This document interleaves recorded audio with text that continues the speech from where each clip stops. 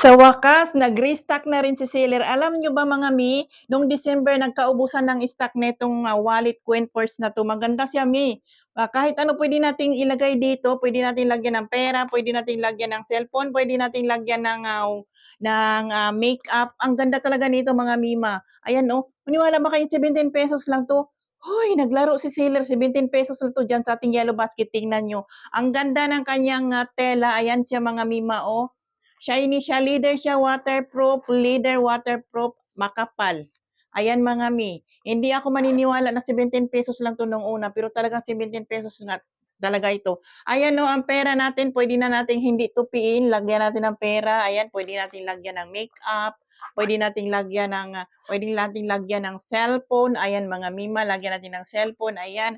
Tapos yung loob niyan mga Mi is double lining na yang loob niya mga Mima, oh. Waterproof, ₱17 lang, diyan sa ating yellow basket.